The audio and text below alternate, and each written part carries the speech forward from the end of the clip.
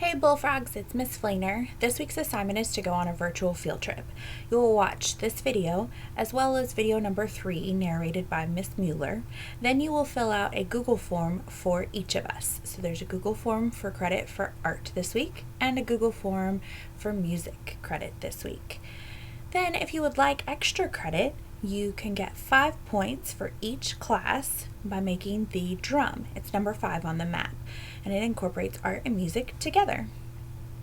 We are going to get started learning about the Kwakwaka people in Canada. Hello and welcome to the USA Canada Gallery at MIM. This video is part of MIM's virtual musical menagerie tour. The USA Canada Gallery is MIM's largest, but we're only going to visit a small portion of the gallery as we talk about musical instruments and animals. Today, we're going to Canada, specifically the western coast of Canada. Now here in the United States, Canada is our neighbor to the north. On most maps, north means up. And if north is up, then west is to the left. Can you find on this map the western coast of Canada? That's right. It's this region right in here. And if we look at this region as part of the larger North American continent, we can call it the Northwest Coast. There are over 70 indigenous groups, or First Nations as they're called in Canada, that call the Northwest Coast home. We're going to look at the music and culture of one of these First Nations, the Kwakwaka. Can you say that with me? Kwakwaka. I know it's a mouthful, but it's kind of fun. You should try it. Kwakwaka. Kwakwaka. Great. Let's go. Welcome to the Northwest Coast. Alright, so as soon as we walk in the room, I start looking around at all the different artifacts here. And I notice that there are a lot of common colors and symbols. So they're using a lot of things that they probably have in the area, like wood, and they're probably making their own paints from things that they find in nature. I'd like you to take a look at this whole exhibit and see what stands out to you. For me, it's this massive wooden post with all sorts of symbolic carvings. This is called a totem pole, and while the Kwakwaka people are known for a lot of different things, they are perhaps best known for creating beautiful totem poles like this. Now, other indigenous groups in the Northwest Coast also make totem poles, but since this one was made by Kwakwaka master carvers, it features symbols that are really important to the Kwakwaka people. These symbols come from the natural and supernatural worlds and often take animal forms. For our purposes, we're going to focus on these animal forms.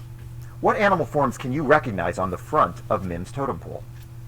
The front of MIM's totem pole features, from top to bottom, the form of an eagle, a bear, a whale, and a Kwakwaka chief holding a frog. Animal forms mean different things on totem poles.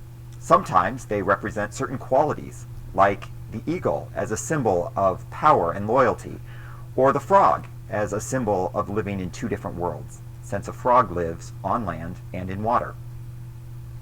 Other times, animal forms represent certain families, like the families of Kwakwaka chiefs. In this way, a totem pole can tell the history and story of a family or a people.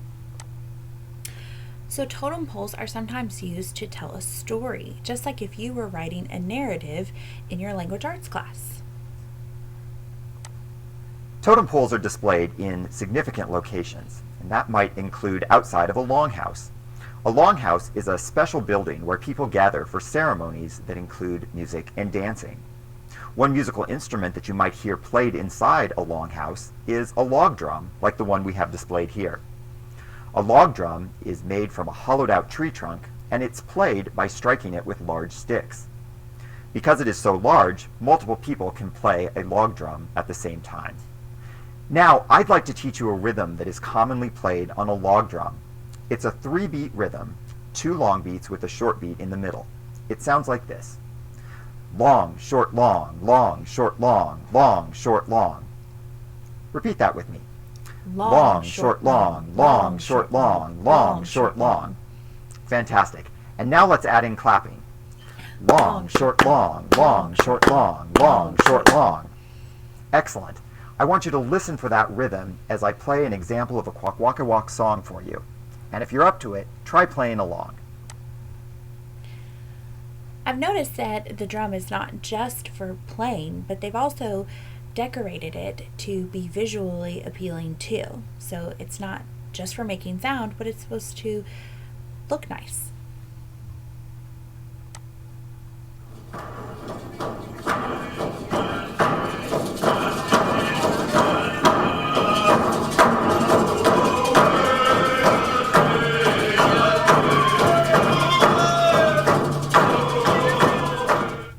Kwakwaka stories are sometimes told through music, dance, and singing festivities.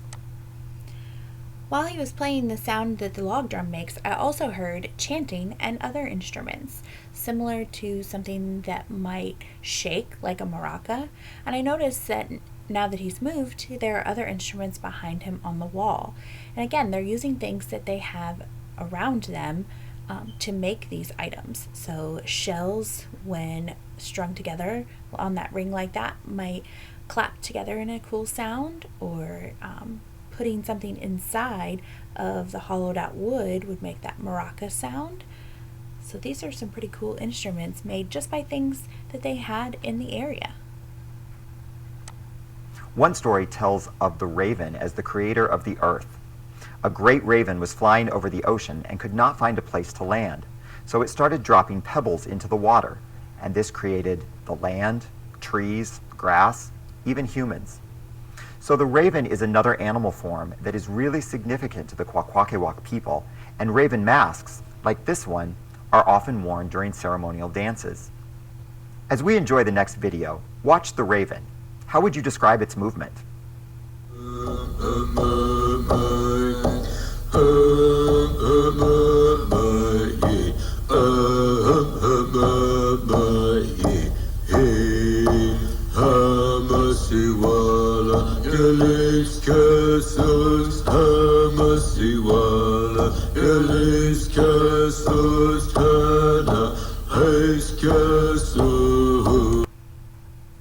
Two things I noticed. One, he asked us to consider the movements that the raven is making.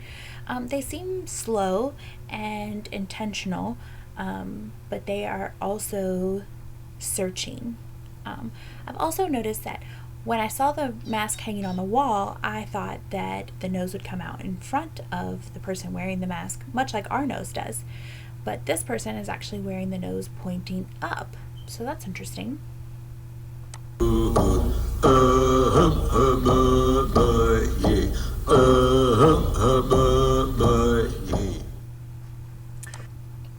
Alright, so that's all the video that you have to watch.